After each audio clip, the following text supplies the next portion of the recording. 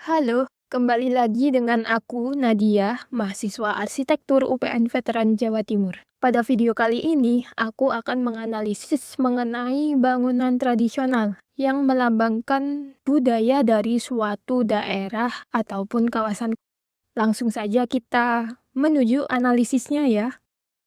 Nah, pendopo itu merupakan elemen pokok dalam arsitektur tradisional Jawa yang sudah ada sejak masa kerajaan Hindu-Buddha dan berlanjut ke era Mataram Islam. Ruang ini berfungsi sebagai tempat pertemuan, acara adat, hingga aktivitas pemerintahan. Secara historis, pendopo menggambarkan keterbukaan masyarakat Jawa dan menjadi ruang perantara antara pemilik rumah atau pihak kerajaan dengan masyarakat umum. Keberadaannya menunjukkan peran penting hubungan sosial dan budaya dalam kehidupan masyarakat Jawa.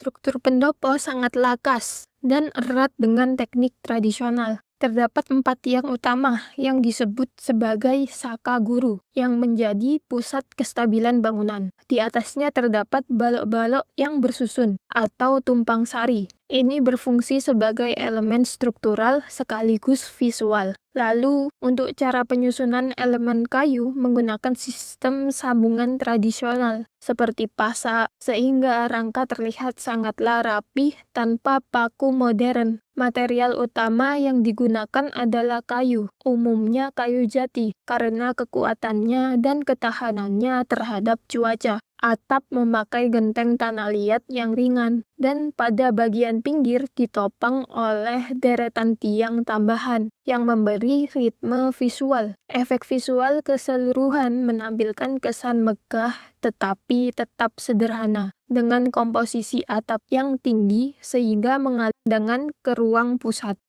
Setiap komponen pendopo memiliki makna yang simbolik. Misalnya, mulai dari saka guru, di mana melambangkan 4 arah mata angin dan menjadi simbol penyangga kehidupan. Lalu ada tumpang sari yang tersusun bertingkat, tidak hanya berfungsi sebagai struktural saja, tetapi melambangkan hierarki dan kehormatan dalam budaya Jawa. Lalu ada ruang pendopo yang terbuka tanpa dinding, mencerminkan nilai keterbukaan, kejujuran, dan penerimaan terhadap masyarakat.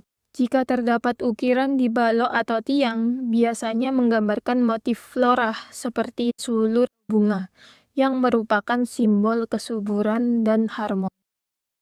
Untuk perubahan dari rumah tradisional aslinya, ada beberapa pendopo yang dibuat dengan gaya modern, di mana mengalami perubahan dari bentuk tradisionalnya. Misalnya, ada yang menambahkan lantai keramik, lalu ada juga yang menambahkan sistem pencahayaan modern, atau penambahan pagar dan dinding sebagian. Walaupun perubahan ini dilakukan untuk kenyamanan dan kebutuhan masa kini, esensi bentuk tradisional tetap terlihat dari struktur kayunya, atap tingginya, dan keterbukaan ruangnya. Dalam video yang saya buat, pendopo masih mempertahankan struktur tradisionalnya, terutama pada sambungan dan susunan atap, meskipun mungkin sudah mengalami perawatan atau modifikasi ringan. Selain itu, juga ada penambahan di mana lantai terbuat dari keramik.